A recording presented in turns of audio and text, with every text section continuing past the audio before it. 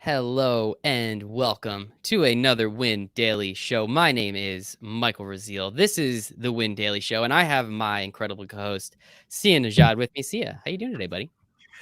So, who cares how I'm doing, Michael? What I want to know, before we get into NFL talk, because there is some, and PGA and NBA and all of that stuff, Jorge Masvidal, which we have a guest on to talk about. Yep. I need to know what your psychological state is, because 2 weeks ago, for the people listening, 2 weeks ago, Michael Raziel, who, in his defense, a lot of people mispronounce his name. So, yeah, thanks for saying it right. Actually, appreciate yeah, it. you're welcome. He mispronounced Chris Cody's name while Chris Cody was listening to the show and commenting in our live comments on the show.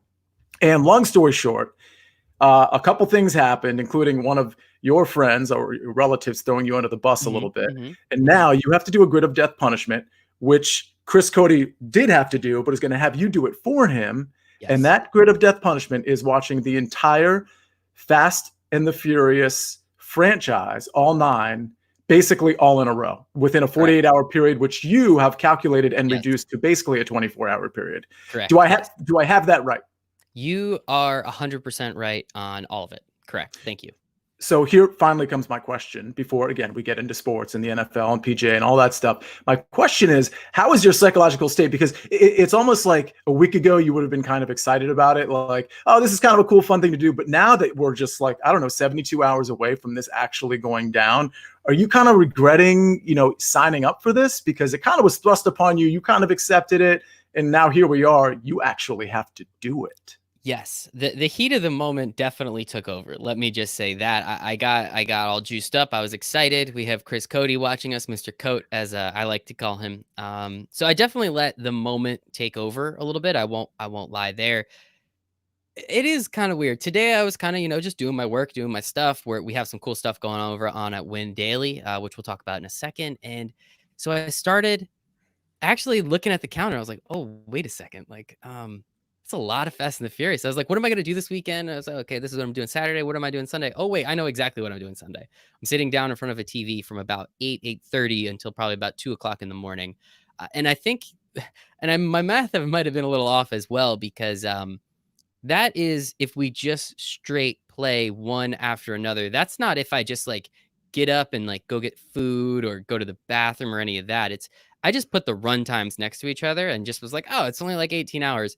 It's probably going to take us a solid 20 to get through everything. So Justin, if you're out there, really appreciate you for going through and doing this with me. But I was excited.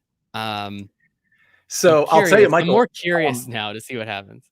I think it's interesting that you have sort of upgraded to the 20-hour mark, because I'll tell you, the MGM and the South Point, also known as me, have set the line at 32 and a half hours. Because again, you have to do it within 48 hours. But I think, there's juice on the over. I actually think it's going to take you way more than you think. I think somebody's going to fall asleep, or you're just going to be like, this is too much. So 32 and a half hours is the line. To me, that's the line you need to beat. So just so you know, I think I beat that. I think that's not even going to be a question. It's really, for me, it's just getting through those first 3 movies.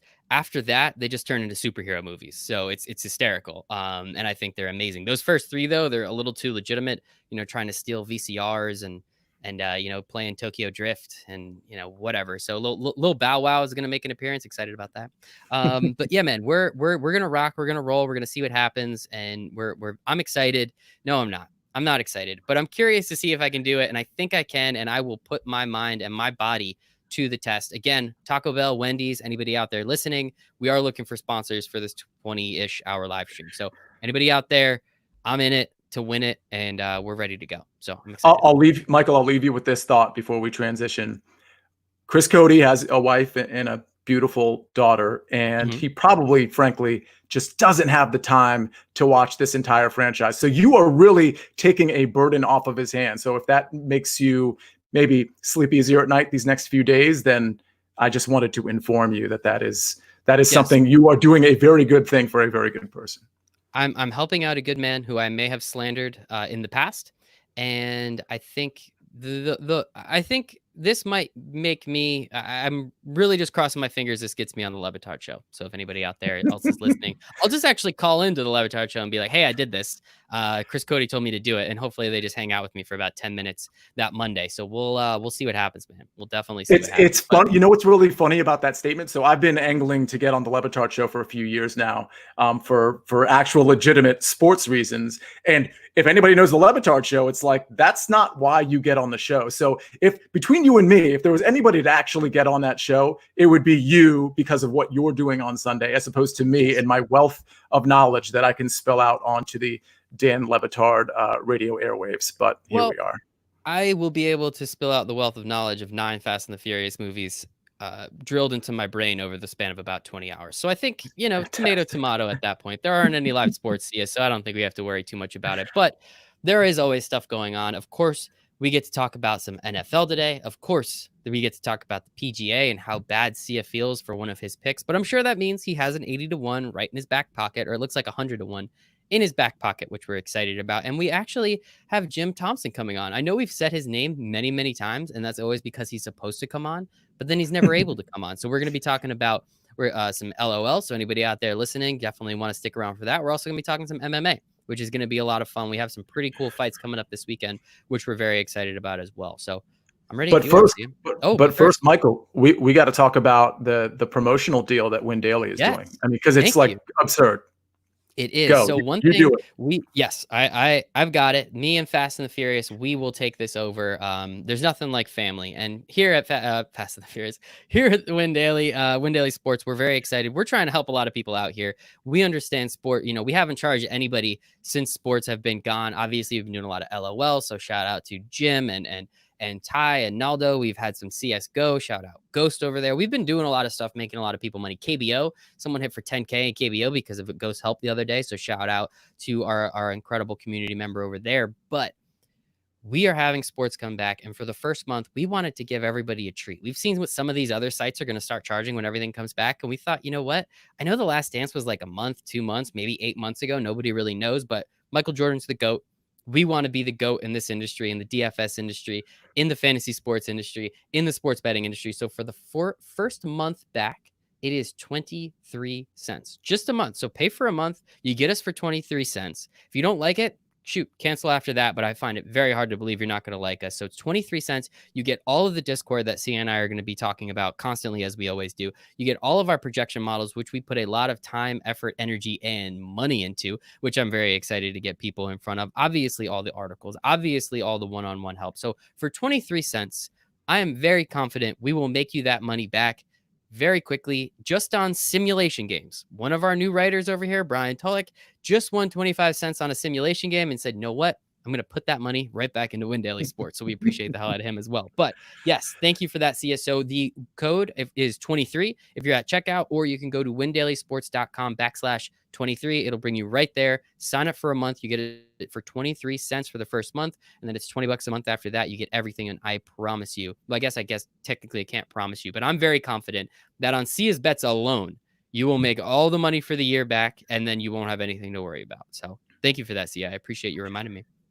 And Michael, I forgot to tell you, speaking of reminding people of things. So yesterday in Discord, I actually got a couple private messages from, I don't know if you're familiar with some of these subscribers, but Adam S. and Willett.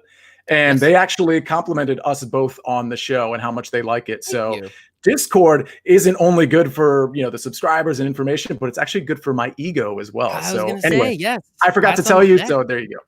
Pats on the back for Sia. And we have Patrick over here watching the live stream as well. We have Zach as always. We appreciate it. And we actually have a new friend that's going to hang out with us, a new member to the Win Daily Sports team. We have our friend Charlie Myers. Charlie, man, how you doing today, brother? Hey, fellas. How's it going? How do you hear me? I can hear you. Can you hear me? Great. Yes, I do. I hear you guys great. How's everything tonight? Man, it's beautiful. 23 What's cents. up, buddy? 23 cents for Win Daily Sports. Who the hell doesn't want to sign up for that right now? Less than a quarter for Win Daily Sports? Are you kidding me? This is our guy right here, Charlie. So just in case anybody is wondering, Charlie is a new member of the team, and Charlie is also a stand-up comedian. So we are going to have a lot of fun with him. Charlie, if you don't mind, could you actually turn your phone for me? I kind of want to see a little bit more of that beautiful face of yours. How's this? It's exactly the same. You didn't move it at all. All right. How's that? You just moved it further away. You got to turn it, rotate it, man. You got to rotate it. 90 degrees, 90 degrees. There we go. There we go. How about this one? This looks good. I think I look pretty good with I think this he looks lighting. beautiful, Michael. Literally hasn't changed at all, but I appreciate the hell out of you, Charlie. All right, let's get into some topics. So Listen, one thing I do want to I start. gotta get the schnoz at the right angle. Okay, it's very Hey, important that the lighting is correct. I'm sure you could relate. It's important to me. you and me both, brother. I promise you that. So we do have some pretty good and pretty big news in college sports, which again I'm just going to touch upon before we head off to the NFL. So the Ivy League has canceled all of their sports until at least January 1st, which was pretty alarming. Everybody said this is too much. Don't worry about it. We'll see what happens moving forward.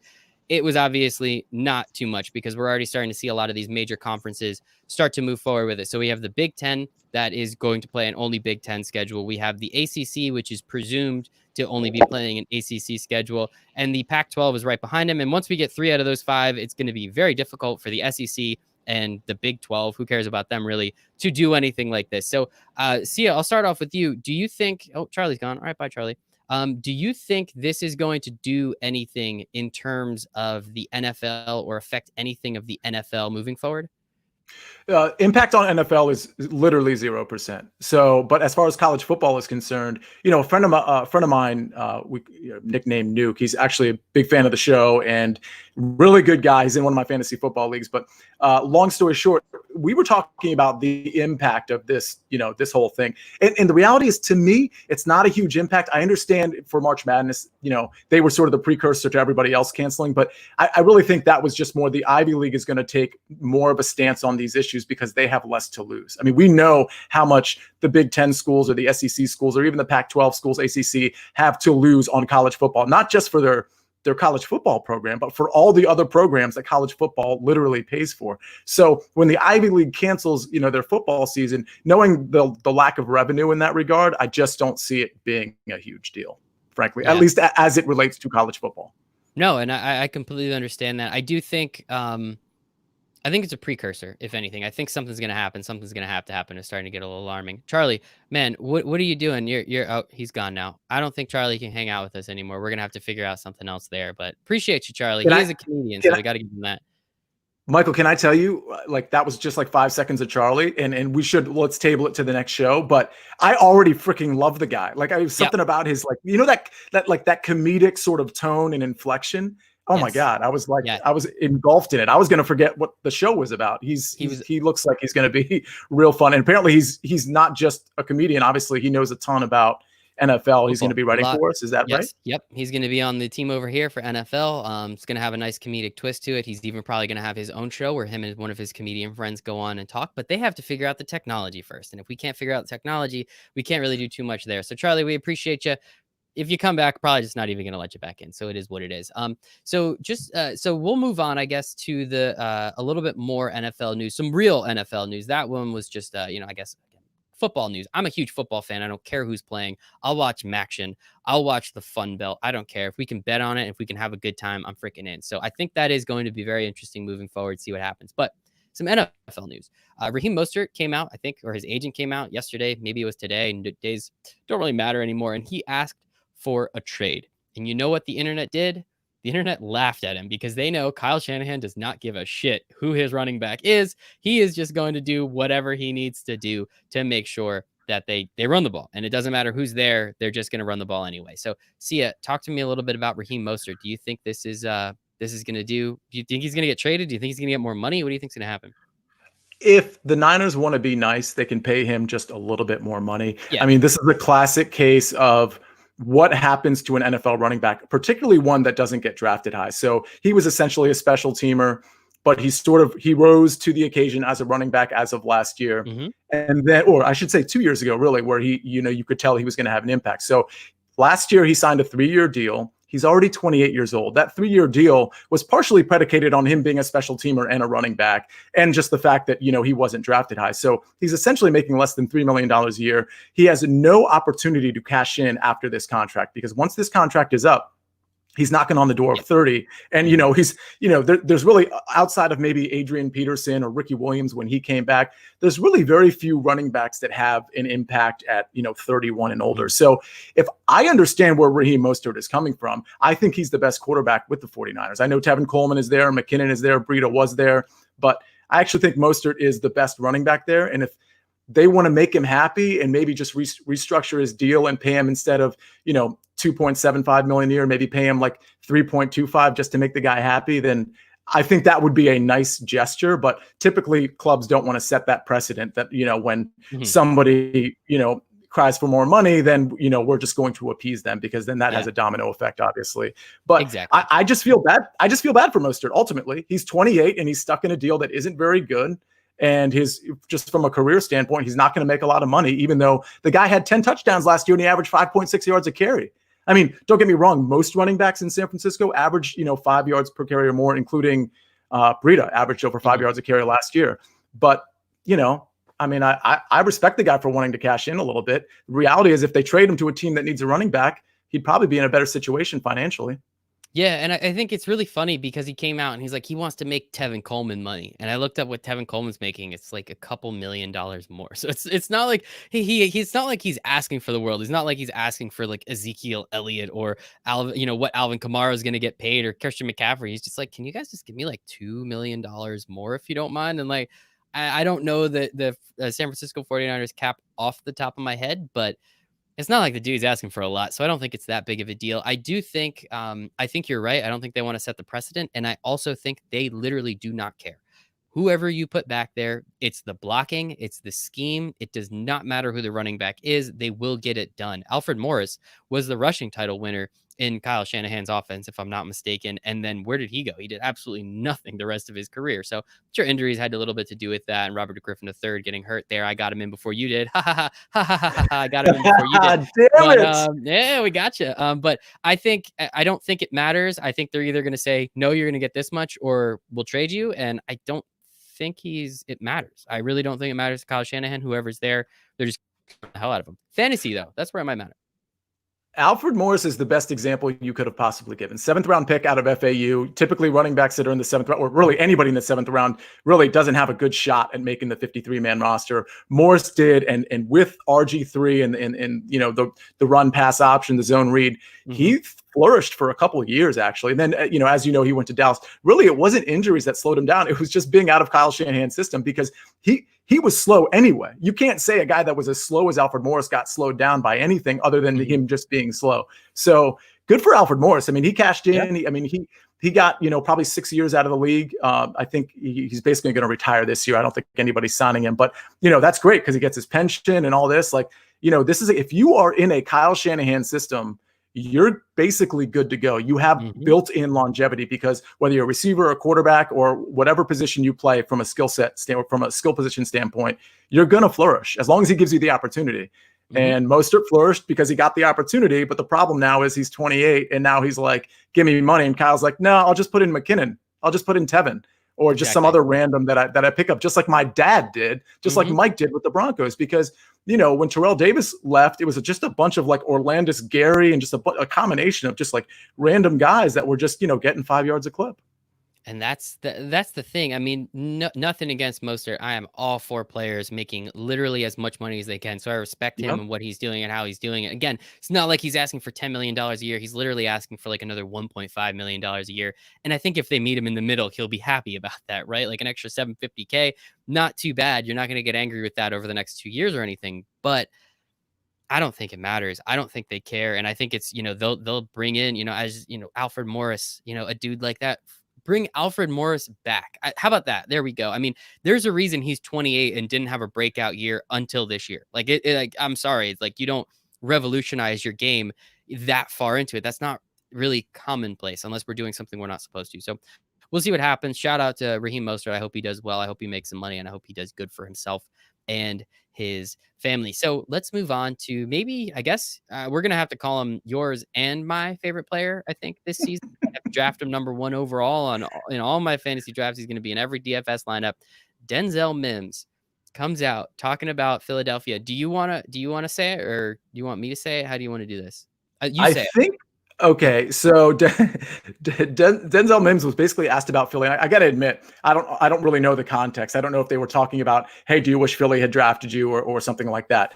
But he didn't basically. He literally called Philly a dirty ass trash city, which I think is so hilarious on so many levels. One, because I kind of hate Philly too as a Redskins fan, and I hate their fans even more than I hate the team.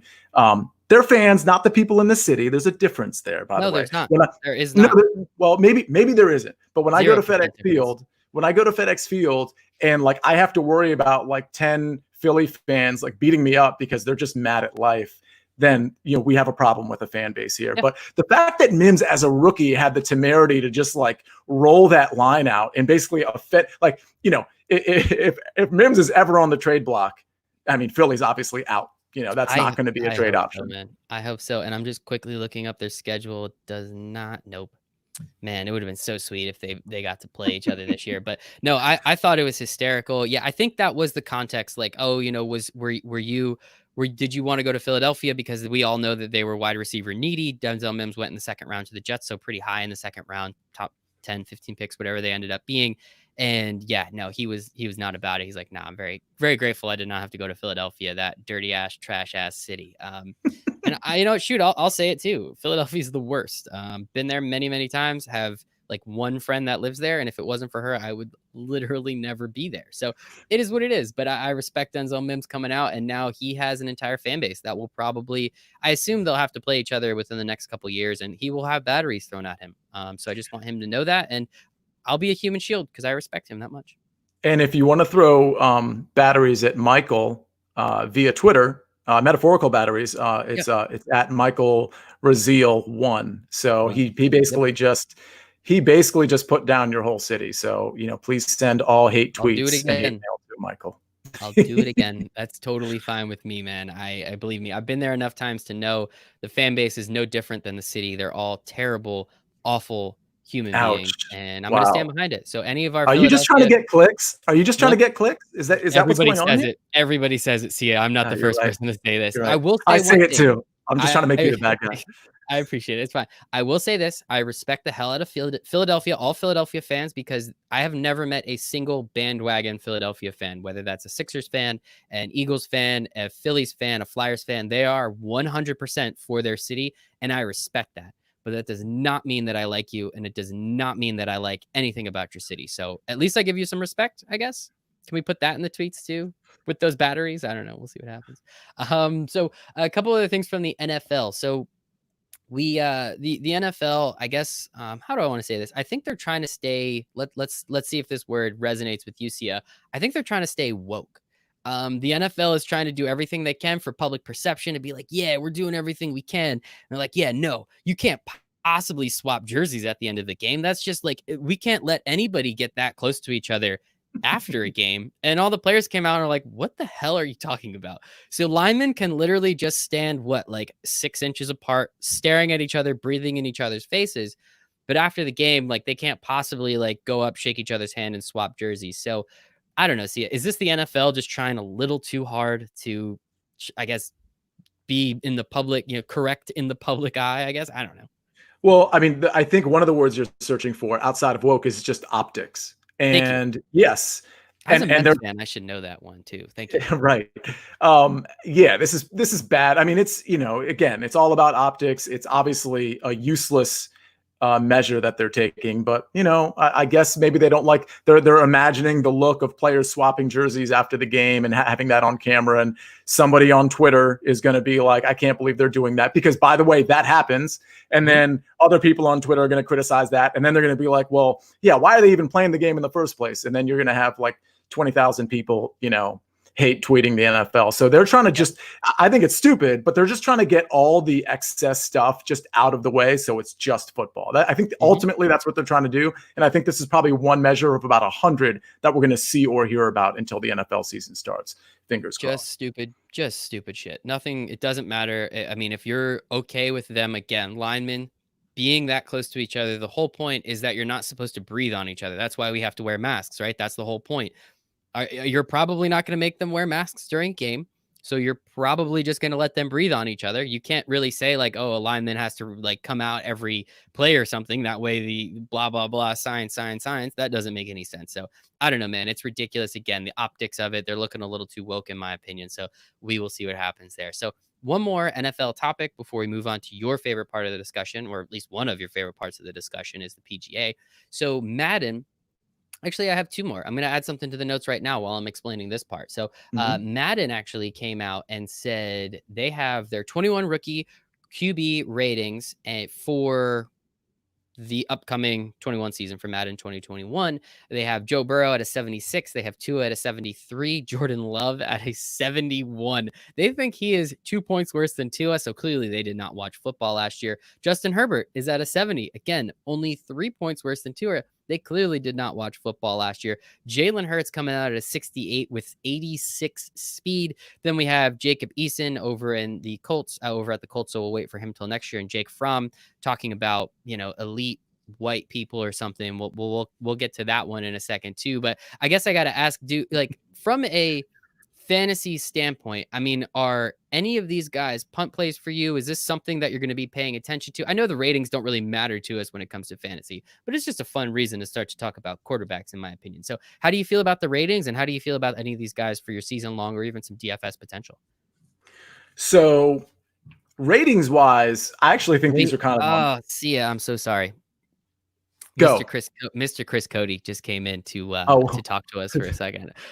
He says the jersey exchange in football is the best because you get to see the world class athletes awkwardly, which is always fun. You always get to see them have that weird like dap up handshake. They don't really know what to say to each other. They're kind of just like, oh yeah, I mean, could you sign my jersey? Like, is that cool? Like that whole thing. And then you have Zeke signing Dalvin Cook saying like, go secure the bag, man. That's always fun. So we have to give Mr. They try to take off their jersey over their shoulder pads and they can't get it off. And so they have to have like 3 people help them rip it off. That's always fun. I do like that. So thanks, Mr. Coat. Appreciate it. Hope you heard. I will be doing the Fast and the Furious challenge. We're hashtagging it, making it into a challenge now. So very excited for that one. So Chris, if you missed the front end of the show, we basically went 5-6 minutes, not just about the challenge that's going to go down on Sunday, but about Michael's psychological state that he actually has to do this. And it's pretty interesting.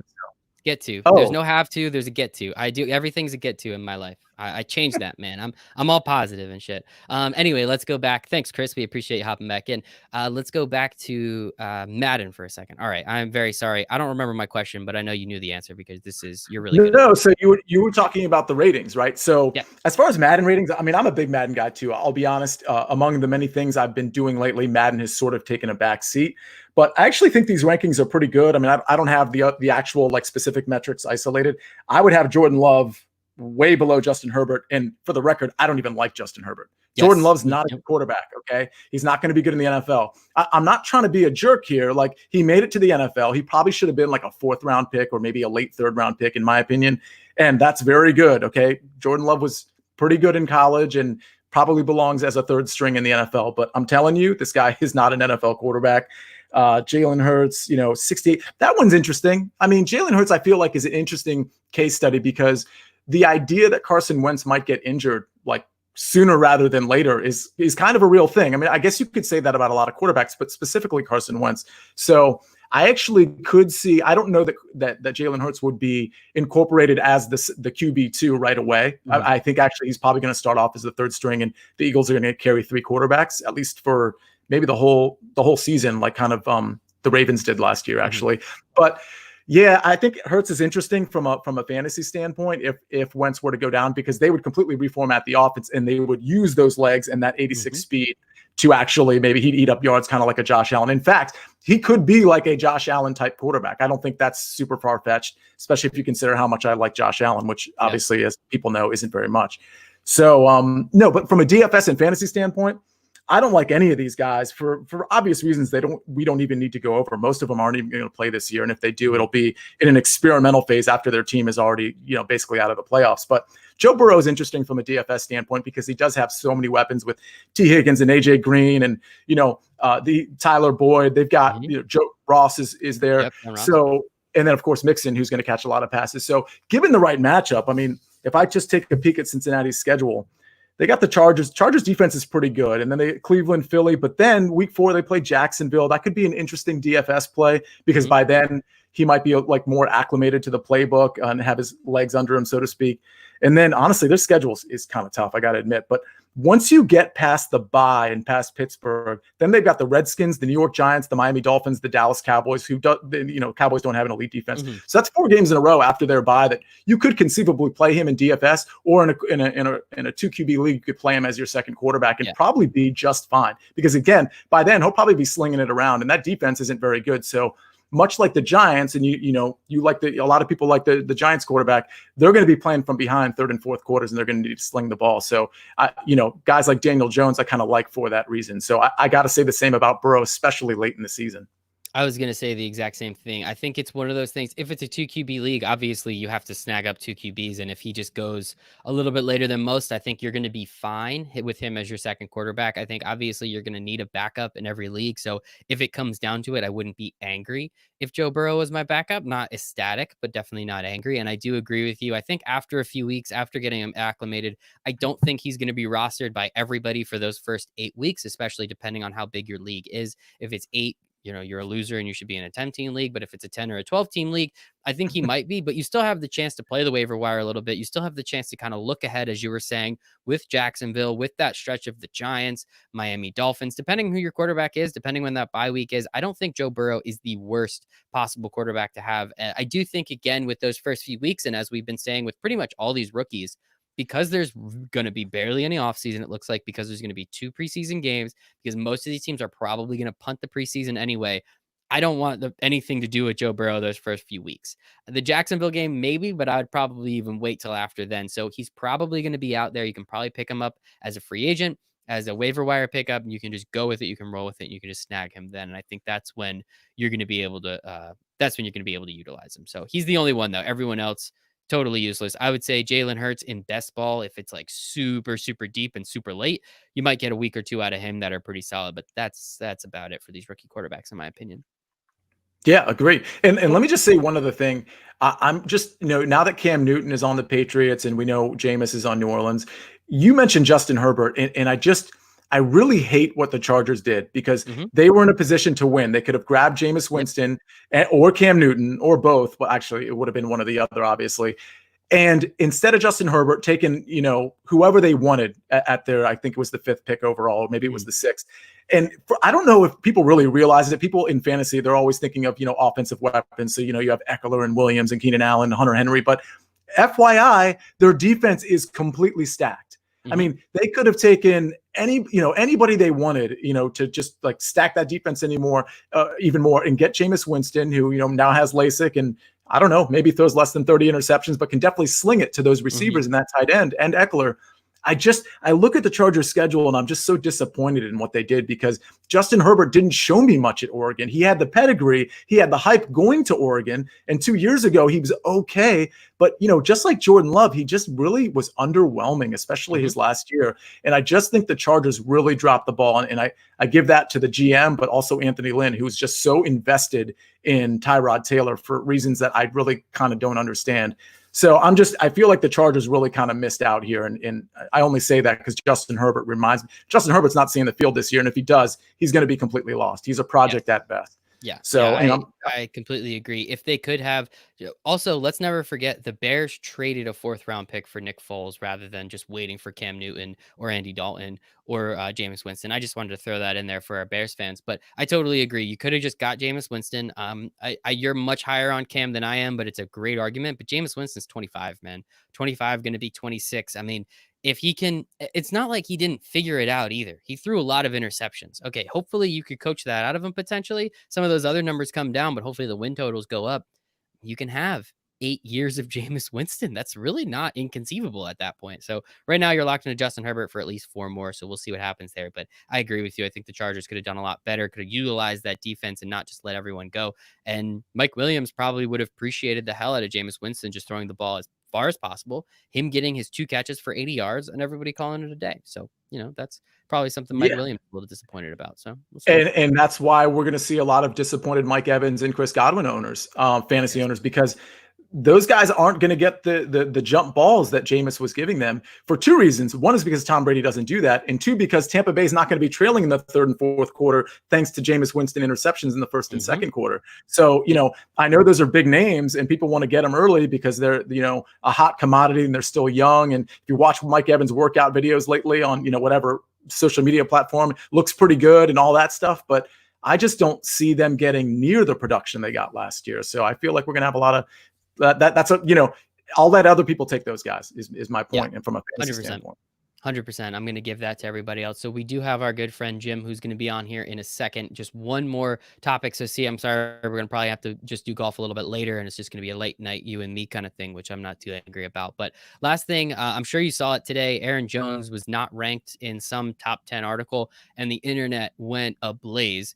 And then I looked at it, and I was kind of like, I'm not sure if Aaron Jones is going to be in the top 10. He had like 18 or 19 touchdowns last year. That is very, very difficult to think that that's going to happen again. I think he had 16 rushing and 3 or 4 receiving. So it was like, he was incredible last year. Don't get me wrong, but the yards weren't out of this world. They were great. They weren't out of this world. It was all touchdowns and it was incredible. And now the Packers are very clearly going in a direction of, we really don't want Aaron Rodgers slinging the ball that much. We really don't need Aaron Jones to run the ball down everybody's throat. They obviously take a running back in the second. They take a fullback, I think, in the third.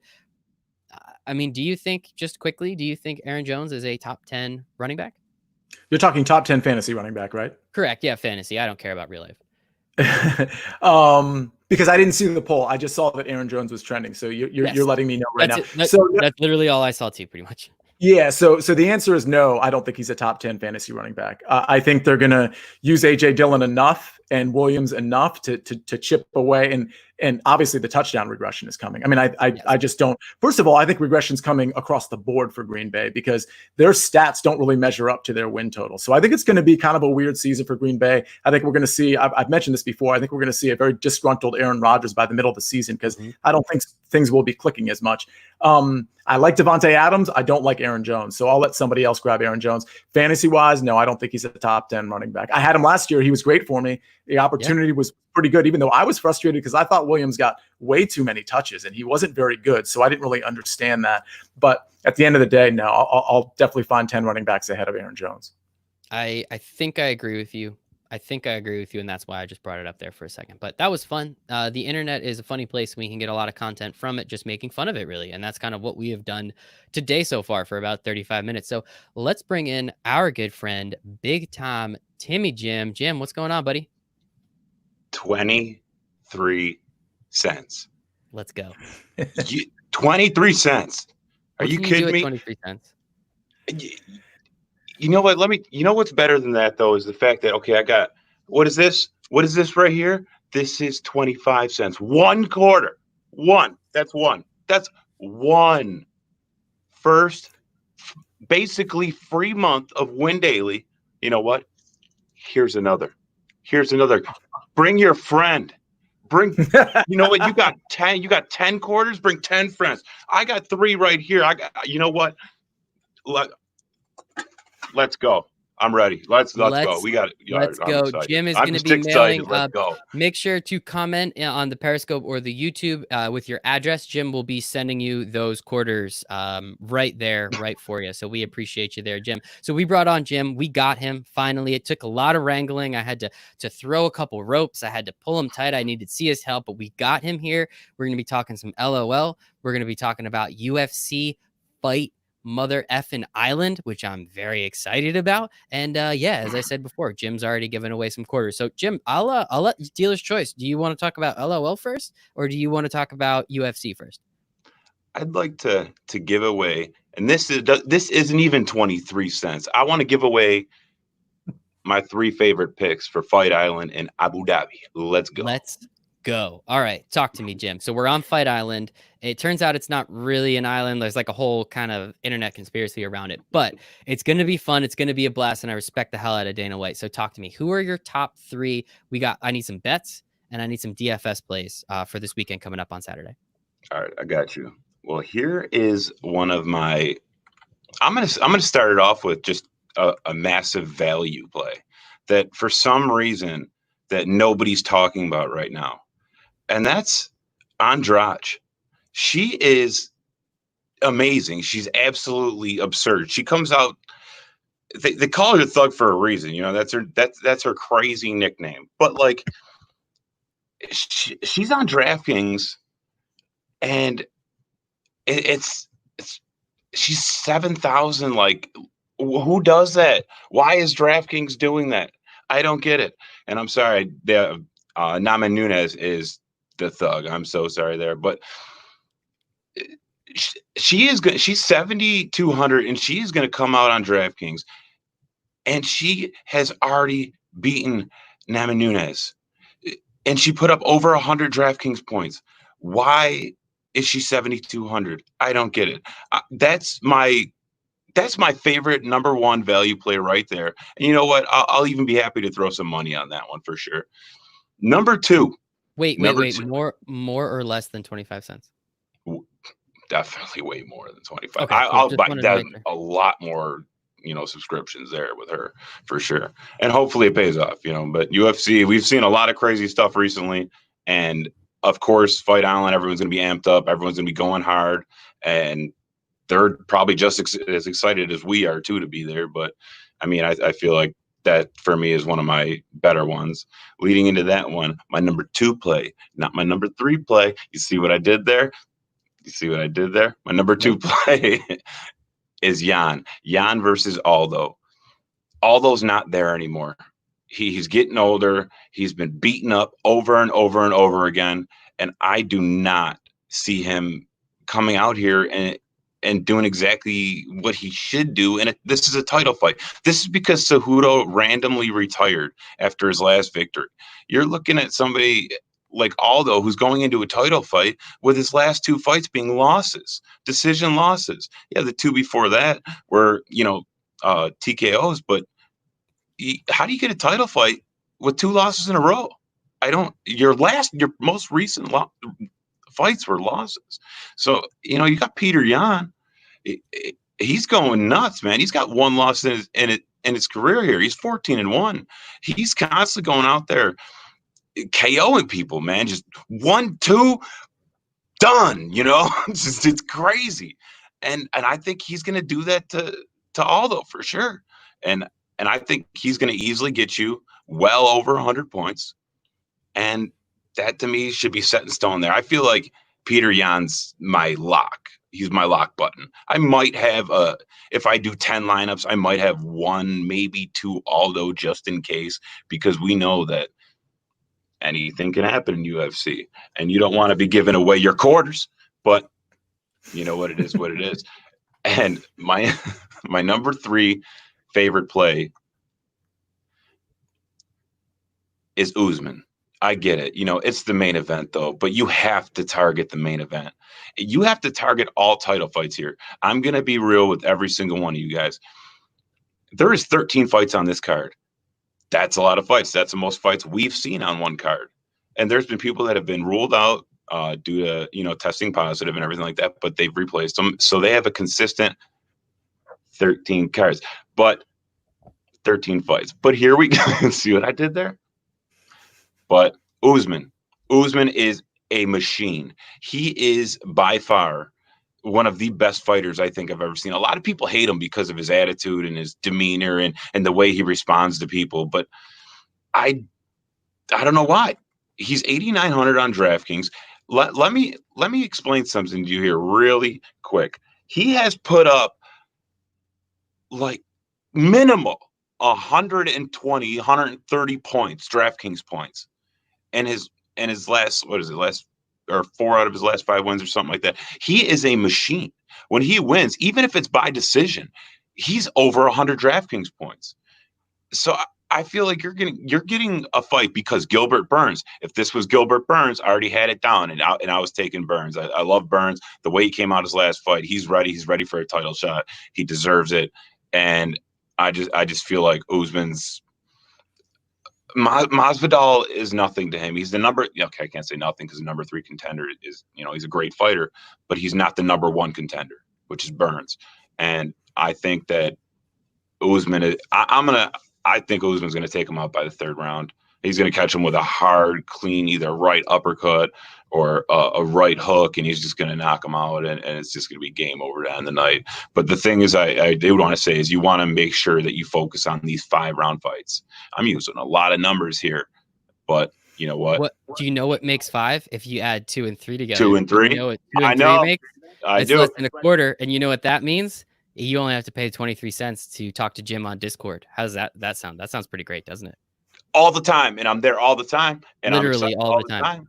Literally all the time. Sia, what do you got for Jim? So, I live in Fort Lauderdale. Masvidal is really big down here, right? He's from Miami. He's on all the, speaking of Le Batard, he's on the Le Batard show all the time. He's actually friends with some of my friends just within, a couple miles of me. Like they're always chatting and whatnot. And I'm trying to, obviously I'm going to be rooting for Masvidal. And I guess my only question for you is, if he were to win, what would be the path to victory? Obviously, it's not likely, but if he were to win, what do you think would be the path to victory? So you'd be like, oh, well, that makes sense that he won that way because that's the only way this guy could have beaten this guy. I feel like Masvidal is going to have to target the body of Usman. That he's going to have to hit him repeatedly with liver shots, and he's going to have to blast his legs. If he takes out his legs and he throws him off balance, Masvidal is a strong guy. Jorge is a beast too. Don't get me wrong, and I'm not saying he's a bad fighter because he's a really good fighter. I mean, his last 3 fights are all wins, and they're all by KO, TKO. You know what I mean? So he is a good fighter, and he is deserving for a title shot.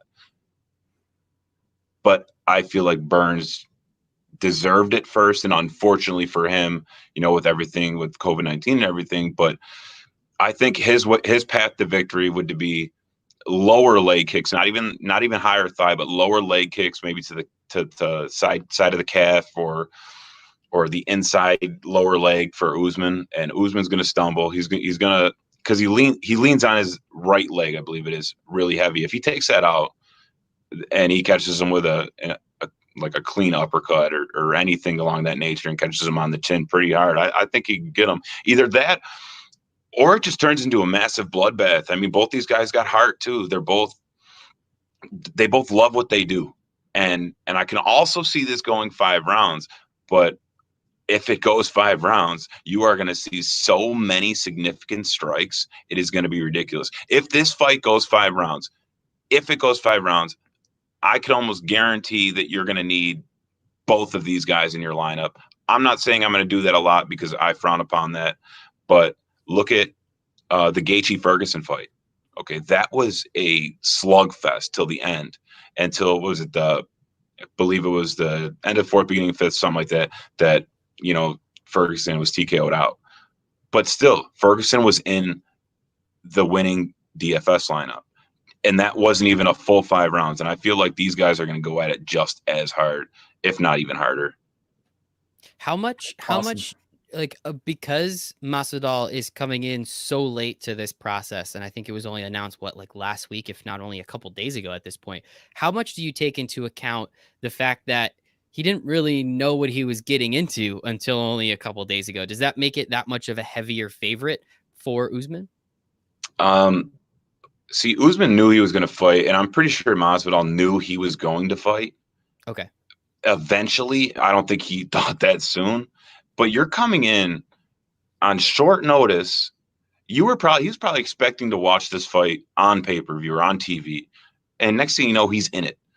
And somebody who hasn't been training for a title fight against a monster, a nightmare like Usman, I don't know, man. I don't like that. I'm not going to have much of him. He's going to be the same as Aldo for me. He's maybe 1 or 2. That's it. Okay. And I appreciate that insight. And just for Sia and his friends, but I kind of want 1 or 2, but not 3. Oh, not two or 3. Yeah, you see what I did there? That's funny. There's this guy right here. But for Sia and his friends, I hope Masvidal does win. I think that's pretty important. Because Sia's my guy, and I want him to be happy, and I want his friends to be happy. And Miami's had some hard times. Yeah, what's up? You know who my guy is? Sia? Michael Jordan? No. Oh. Josh Allen. Josh Allen. There it is. No, we can't do this yet, guys. We can't do this yet. No, we got more we'll stuff. Get into that. This is gonna go too long. It's gonna be too much. Let's move on, Jim. You're here for MMA. You're here for some Fight Island. So we got that. So we got your top 3 plays. Very happy about that. If you make sure check out Jim's article, it's going to be free. But you can also talk to Jim one-on-one in the Discord chat if you pay 23 cents for an entire month. That's less than a penny a day. You get to talk to Jim. He'll help you create. Honestly, Jim will probably help you create like 150 lineups by hand because he's just that nice of a guy. But you get that for 23 cents. You can come in, you can hang out, you can get the projection models, which Jim does by himself. Well, not by himself, obviously, but there's a lot of data, a lot of time, a lot of effort, a lot of energy, a lot of money involved in those. And yeah, so very excited about that. So 23 cents again. But you know what else you get for 23 cents? You get LOL. You get Jim Thomson and LOL too. So Jim, talk to us a little bit about LOL. C is going to sit back because it's just going to be the acronym Olympics right now. So we're going to kind of, honestly, both of us are probably just going to sit back. You kind of start throwing out letters and we'll probably just nod our head yes. How's that sound? That sounds good. That sounds great, actually. All right, please. And maybe one of these days, you guys might put in a lineup. Maybe that'll be a good 5 one. o'clock in the morning, dude. It's early. I'm not gonna lie. 5 in the morning is a little early. I mean, come on, though. Like you don't need to be there for it. You know what I mean? You just set it, forget it, go to bed. But all right, maybe. All right, I'll get going here. All right, so what we have is the LCK and the LPL. For anybody who maybe doesn't know what League of Legends is or might have heard about it, the LPL is the Chinese league and the LCK is the Korean league. This is League of Legends. It's guys in basically a fighting video game where they pick champions and the champions have different attributes and everything like that are buffs that make them, better at what they're doing. And it's a video game. It's a video game. Yeah, it's a video game. And their main goal is to capture the other team's base, basically. So what we have is from the LCK, we have Team Dynamics versus Genji Esports. Team Dynamics is a brand new team. They came in this year. They won their way into the professional Korean league. They're a good team, but they're new. They're very uneducated when it comes to playing professionally. They don't know what to do in certain situations, and they're playing a team like Genji Esports, which it's stacked of a bunch of veterans. Genji Esports is minus 550, and Team Dynamics is plus 330. I love Genji here. Hands down, love them. I love them in 3-man or 4-man stacks and in my lineups. And I might have, again, like you kind of want to just hedge. Maybe if you're going to do, say you do 5 lineups, maybe do 2 with Genji, 1 with Team Dynamics, if you're going to disperse it that way. The next game is, is OMG versus Billy Gaming. OMG was a good team last season. They've kind of digressed this year, but have shown signs of gelling together and, kill producing. They're a team that likes to basically avoid fights until they're in the perfect situation to win them. If they don't get in the perfect situation to win them, they don't fight at all and they lose bad. But I do like OMG here. OMG is a minus 115 and Billy Gaming is a minus 120. It's an honest coin flip. You could go either way here. I'm leaning OMG here, and I'm pretty much just going to go 3 lineups out of my 10 lineups, 3 lineups with OMG and maybe 1 or 2 with Billy Gaming. Next, we got KT Rollster versus Sandbox Gaming. Sandbox Gaming is terrible. Hands down, just bad. They're really bad. KT is not great, but they made a crazy change last game and beat the number 1 team in the LCK, which nobody saw coming. I think they were 1% and 2% owned, and it won somebody a lot of money. It won a few people a lot of money there. Here, they should destroy Sandbox. They really should. And the thing with Sandbox is they feed kills to their opponents. They feed fantasy points, which means if you're like, you want 2 or 3 kills there, see what I did there? Sorry, you paying attention? All right. But they completely feed kills. They jump in front of the other team and hope and pray, basically. I like KT a lot here, and I'm gonna be about 50% of my lineups having KT in them. I will have one with Sandbox. Mm-hmm. And I just want to say Naldo's in the chat right now, just letting you know that he called the upset. Don't really know what it means, but I think he's poking a little fun. I think he's definitely poking a little fun. think I'll get to him in the Discord. Good. And we're going on to now my favorite game of the night. Actually, it's the last morning for us. It's Invictus Gaming versus E-Star. Invictus Gaming is a former powerhouse of the Chinese league, the LPL.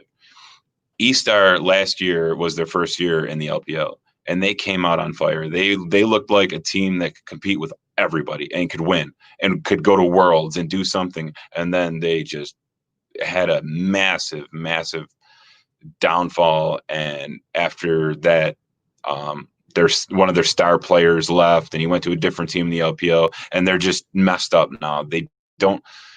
There's no communication there. It doesn't look like they know what they're doing, and they pretty much give their opponents kills just like Sandbox does. My favorite play of the night, my favorite stack of the night is definitely by far Invictus Gaming. IG should come out here and either win the first two games and they don't get to a third and sweep them, or if E-Star steals one game, I think IG is just going to dismantle them in the third game, and it's going to be no contest. They're going to look bad. E-Star is going to look really bad, and IG is going to look like a world champion team. And that is it. They're minus 385 for a reason, and I think there's very good reason there. And if you are building any DFS lineups, I suggest going always with your ADC or mid position at captain. And then from there, once things get more expensive, then just after that, if you can't fit that anymore, then I would go to like your jungler position. I try not to go any lower than that though. Okay. That's great. That is great. So if I heard it correctly, Invictus and Gen.G are the two teams that we're going to be targeting the most, correct? Yes. Okay. I was listening. See? That was from the first game and the last game. So I was paying attention the whole time. Didn't really understand it. Jim's showing us a quarter. That is one that he's going to be sending out to one lucky winner. So everybody, again, please give us your personal address, your social security number. Other way, Jim, other way. It's a mirror. So you got to put the two or the other. Yep. And then, nope, that's a... Well, there you go. But yep, see, I got it. See, so give us your personal address, your social security number. Jim will be sending quarters to everybody that gives us that social security number. Oh, that's a good one. Jim, we appreciate you coming on tonight, buddy. Where can everybody find you on Twitter? They can find me at J Thomson DFS. Thomson is spelled with no P, and you can find me all the time in the Discord chat at Win Daily. And I'll be there to answer any questions, or you could get a hold of me on Twitter, whatever you guys want to do. I'll be there to answer your questions for UFC, esports, LOL, anything you want. I could help you out, or we could all help you out. It's a great team there.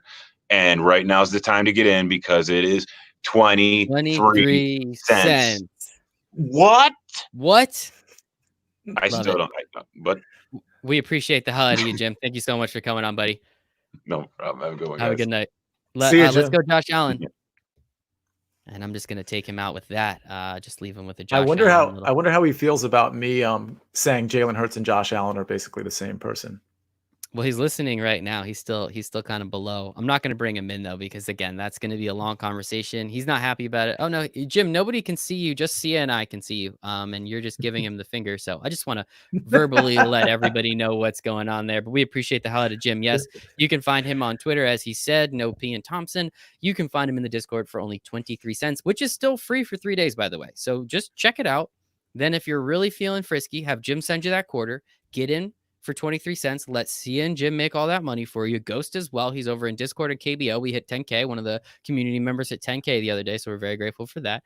Naldo, who's hanging out in here, Zach, is from Canada, so he gave us a little bit of a conversion. 23 cents is only about 45 cents Canadian, which is interesting. Ghost is Canadian too, so he didn't tell me that, but I thought that's some pretty good information. So last thing, the show's running a little late, but I've been having such a good time. What do you got, Sia? What do you got? I was going to say, so, with fantasy sports sort of coming back, I know with a lot of my fantasy football leagues, we're about to determine draft order for the redraft leagues. So we're doing like all kinds of crazy stuff, whether it's like a golf DraftKings contest or picking names out of a hat. We did the serious show on different ways we can do it. So we haven't gotten super creative yet, but the point is we're doing that. So I was thinking, as a gift, like as a big, expensive gift for all my fantasy football friends, the 9 others that are in this 10-team league I'm referring to, the Game of Throws League. It's the 2-quarterback league, Game of Throws. Yeah, I got it. Okay, I got it. So yep, I got it. Anyway, what if I were to Venmo or PayPal them each 23 cents?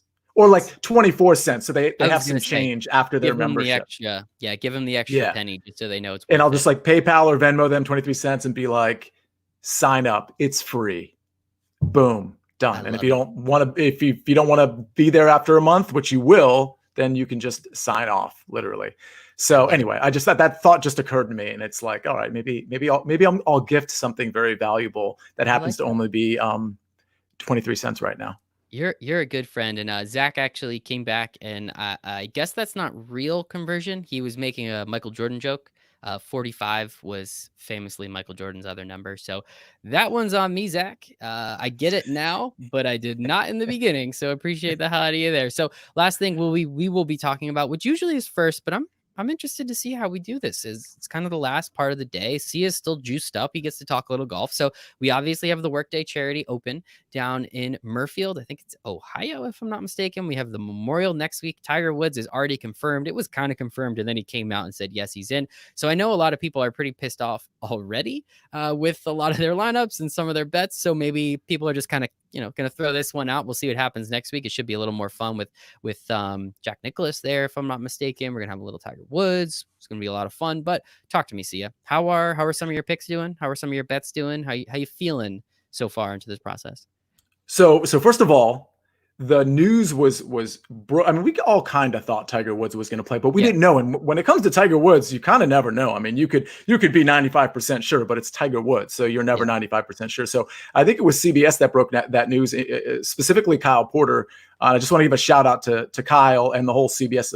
One of my friends is over there, Eric, who runs the show there, and their PGA tracker and their app for golf is I mean, we use maybe the PGA Tour app, or people use other apps, I suppose, but just FYI, that's a really good app to follow golf, and they've got the metrics just like some of the other places do. So congratulations to CBS for breaking that news, which I believe they did.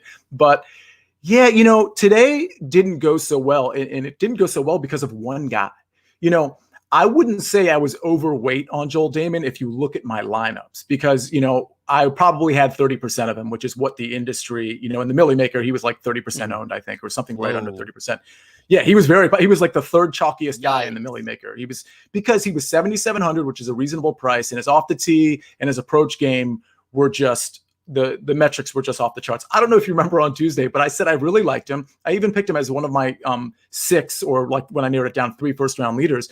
But if you remember, I said, I really like Joel Damon. He can absolutely go off, but he can go off either way. And I'm just hoping he doesn't have that bad day. Well, he had the bad day. And like I said, I wasn't overweight on him, but here's that word overweight has different implications depending on how you apply it. Because on my most expensive GPP, like single entries or 3 max entries, which is generally all I do, those are the ones I had Joel Damon in. So even though I was technically 30% exposed to him, from a pure financial analysis, I was like 75% exposed to him. So this is a guy that's +7 right now. He has literally he gave up today, as far as I'm concerned. I legitimately think he kind of just mailed it in today and stopped caring after like the 5th or 6th hole, which is just deplorable. That's just my assumption. Maybe it's not true, but he was so bad. So he killed like a lot of my lineups. I still have a lot of lineups that have, or at least a few lineups that have 6 for 6 still in contending. We know golf DFS doesn't start until, Saturday morning. So, we'll talk tomorrow, obviously, you and me, Michael, and we'll see where I'm at. But Damon hurt me, but I'll tell you, a lot of my pivots, Colin Morikawa instead of Hovland. Morikawa was leading. Hovland did okay today. He did great. He played some comeback ball on his back 9, but that was a great pivot because it was 500 less and Morikawa was 4 shots ahead. I avoided Rose. I completely faded Rose. I avoided guys like Bubba Watson. I didn't tout Brooks Koepka. None of those guys are doing well. I didn't tout, I don't know if I mentioned Justin Rose. I didn't tout him at all. It was more Xander and Cantlay and a little bit of Rahm on the top end. And then I was touting Morikawa. Damon screwed me. Hadwin was in my write-up. And some of my punt plays are very much in it. Chesson Hadley's doing not so great, but my secret weapon, Warinsky, I think he's -1. So he's right under that cut line. So he might be okay. Naismith was one of my guys. He's doing pretty well. So, we'll see. I hope it turns around tomorrow. But those Damon lines, it's not just me. A lot of the DFS community is very upset with Joel Damon, for sure. Yes. Yes. And it's unfortunate. When he's 30% in the Millie Maker, I mean, at +7, that's just insane. And now, so just out of curiosity, again, we still have the rest of this weekend to go. So there's a lot of stuff we can do. We can do showdowns. We still have those matchup bets that you love so much that you keep winning. We still have the potential to really see where everyone's sitting and try and find that person that is a little undervalued in terms of, hey, maybe they didn't have the greatest Thursday, but they absolutely have a shot when it comes to Sunday. But in terms of Damon for next week, now I don't think we know who exactly everybody that's going to be playing next week, and maybe he decides, hey, I hate this course and I never want to play. How much do you think this type of performance, him just completely bowing out of the first round, even if he goes even tomorrow, he's going to be absolutely terrible? How much do you think that affects his pricing, and how much do you think that affects his ownership next week? Just out of curiosity. Yeah, it'll affect his pricing a little bit. There's going to be more elite players here. So instead of 7,700, he might be like 7,300 next week. Regardless of how well he did, he would probably drop a few, unless he like won the tournament or was top 5 or something. So he'll drop in price because of this performance for sure. It's interesting because a lot of the DFS community has sort of wised up a little bit. So when somebody has an absolutely terrible day that they like, or terrible tournament, a lot of that community, and this happened actually with Webb Simpson, when Webb Simpson won 3 weeks ago, when he beat out Answer and Hatton, which I was pretty disappointed about for financial reasons. But if you recall the tournament before that, which I believe was Colonial, I'm trying to remember, he missed the cut. And yet that next tournament, even after coming off a missed cut and screwing a lot of people over in the same way that Joel Damon did today, he was super chalky. I think he was like the 3rd chalkiest guy in the Millie Maker and pretty much across all of the tournaments and cash games, frankly. So Damon's not as big of a name as Webb Simpson. So definitely there'll be some people off of him, but people are already on the track. Well, people aren't going to be on Joel Damon, so I'm definitely going to be on him because at the end of the day, he is a good ball striker normally. So he's not necessarily a guy that I'm going to be like, oh, this is so sneaky. I'll have some of him. I do feel a little snake bitten, so I won't have him as much as I did today, but I'll have some of him. But honestly, to your point, yeah, the DFS community, especially with people like us and some of the other outlets that are out there, like, we're kind of wise to some of that stuff, like that the sample size is just too small to pivot off of him completely. Yeah, and that makes sense. Just I was just kind of curious when you brought that up, because again, it's going to be at the same place. This tournament it's literally the exact same golf course next week. I know they're going to do some stuff to the greens, and obviously they're going to try to change some things up a little bit, so it's not just a 1-for-1 like a remake of the movie essentially, but it's going to be the same course. How really different can they make it? So I was just kind of curious about that. So in terms of our long shots, you've been pretty good at this. We're all kind of waiting for that 80-1. I know Jason's probably out there listening right now because I think he had a couple lineups with Damon in them and they did not do so great. So he's looking to make that money back. Where's our 80-1 this week, Sia? Or at least our just very, very long shot to win this whole thing. It's funny. I'm looking at it right now, and I didn't realize this guy was 80-1. This is a guy I really like in general. So I'm looking at where he is in the standings. Let me go over the guys I liked just right off the bat, and then I'll look for this guy in a second. So I kind of like Nick Taylor at 50-1. I mean, he's one shot back. He's kind of mysterious because he was, he quarantined himself for a while and he was absent the last 3 or 4 tournaments. So everybody was pretty much off him for 2 reasons. One was that, and 2, he's not that great of a golfer, at least compared to some of those guys that we talked about, like the Joel Damons and the guys that are better than him. So I think Nick Taylor is interesting. Anytime you have a guy that's just been off and all of a sudden comes back and just like bursts on the scene and you're like, oh, you can't assume he found something, but you have to like put that presumption into your line of thinking. So when Nick Taylor is one shot back, and he left a little bit on the table today, one shot back and he's 50-1. I mean, okay. Like I might put $10 on that, just because he is one shot back and he looked lights out today. I mean, he hit every green. He didn't hit every green, but he basically, relative to the field, was doing that. So I don't love that one. He goes out in the afternoon tomorrow. There might be some storm and some wind trouble both in the morning and the afternoon. It could presumably be worse for the afternoon, unless they get lucky and it gets rained out and they get to come back in the morning and then whatever. But I think 50-1 is valuable. I'll give you another 3 guys that I think are decent odds considering the circumstances right now. Joaquin Neiman at 33-1. He's 4 shots back. I think 33-1 is pretty decent value because Neiman can get hot. We've seen that this year since the restart.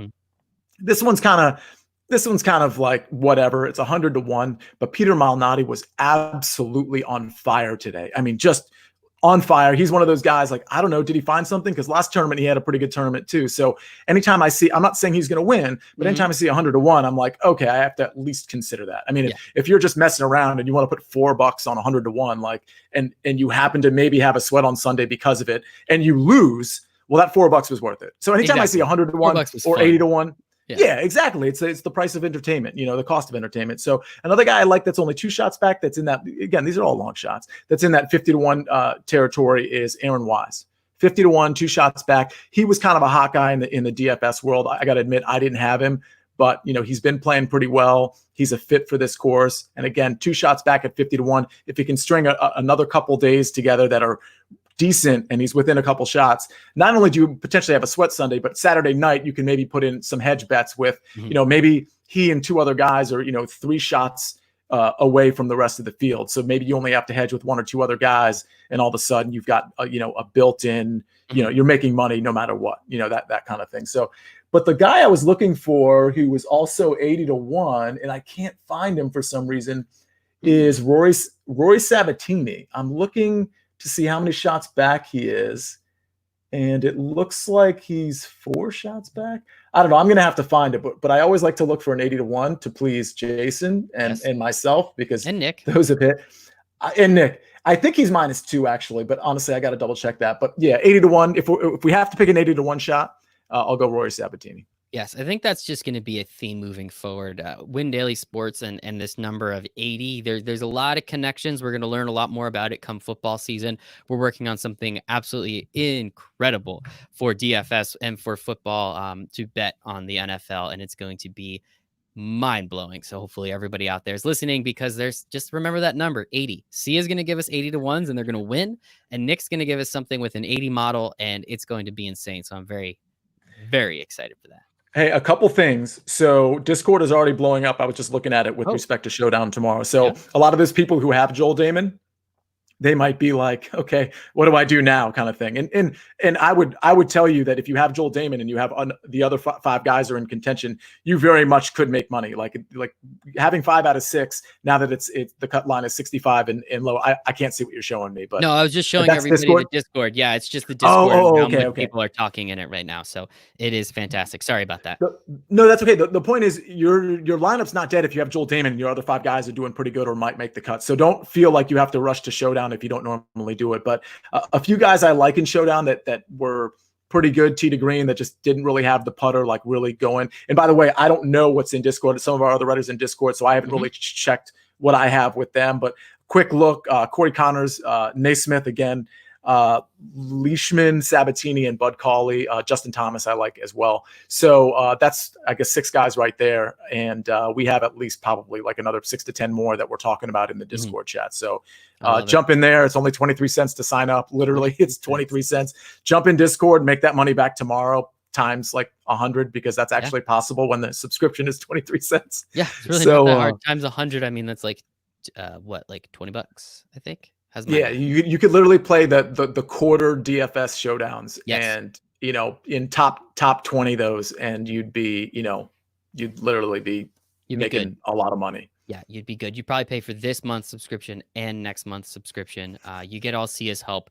We had Jim Thomson on at J Thomson with no P DFS. The with no P part is not included. I just have to remind everyone that Thomson is not spelled without a P. We had our friend Charlie on. If anyone remembers from the beginning of the show, Charlie was hanging out for about 2 minutes. He made a joke, made fun of my nose, which really isn't that difficult at this point. And then he left. So Charlie should be on next week, and we'll have some fun. He actually emailed me during the show saying he's going to have his home studio set up, his microphone and everything. So we'll be good for next week, Charlie, as I said. Oh, yes, please. Yeah, I'm so sorry for interrupting you, but because these 80 to 1 picks are always very important because we have a really solid history with them, I just want to clarify, Rory Sabatini is -3, so he's only 4 shots back. The people in front of him are good, but Sabatini's, he's solid. He disappointed people last week, but he's solid. He had a good first round. 80 to 1, I think that's worth $5. You make about $400. Go ahead and throw $5 or $10 on Rory Sabatini at 80 to 1. We've got a good history with that number, so do it.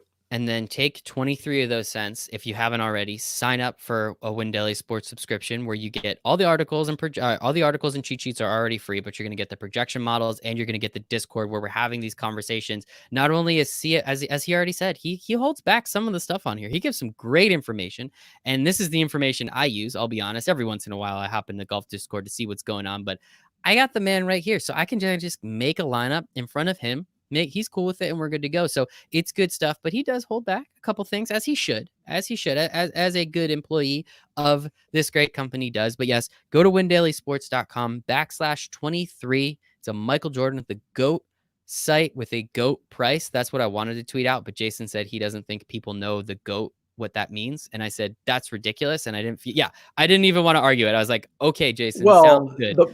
The bigger problem is they might look for LeBron's number and put that in the it's 23. promo code. His number is still 23. That's a good point. It was 6 in Miami when he was hanging out with you for a couple years, but it's been 23 ever since. So Then it was 6. He won all those championships with Miami. Get the hell out of here. But we appreciate the hell out of you, Sia. We appreciate Jim for coming on. Make sure all of Jim's articles are on the website. Sia has an article on the website. Mostly he's going to be in the Discord now that all his really top heavy lineups are a little screwed, unfortunately, but there's still a possibility. Not all. But Sia, where can everybody find you on Twitter? At Sia Najad. That's Bills fans, Eagles fans. We didn't insult Falcons fans today. So Bills and Eagles fans, that's at Sia Najad. You can find me at Michael Raziel 1. And don't forget, I will hopefully be on the Levitard show Monday because I watched 18 to 20 hours of Fast and the Furious this Sunday coming up. So definitely check out the Levitard show. I want to say it's about 10 to 12 on ESPN 2 and ESPN Radio. You're more than welcome to check me out there. That's a good idea. We should make a plea because they have the local hour. Let's at least try to angle for that. Okay. So because you'd be coming off like the Fast and Furious bender, like you'll be like half there in the first place, which is inherently funny. And that's what they're looking for in the first place. Exactly. Yeah, I'm gonna have to. Half in the bag, man. Saying Chris Cody's name wrong. This is all worth it. It's all worth it, and that's all that matters. But we appreciate all of you out there hanging out with us. Thank you to everybody in the chat. Thank you to everybody listening and watching. Make sure to like, subscribe, share the podcast, subscribe to the YouTube channel, hit the bell, hang out with us a little bit more. Make sure you're following us on Twitter if you aren't already. And 23. It's 23 cents, everybody. So thank you all so much, and make it a very profitable night.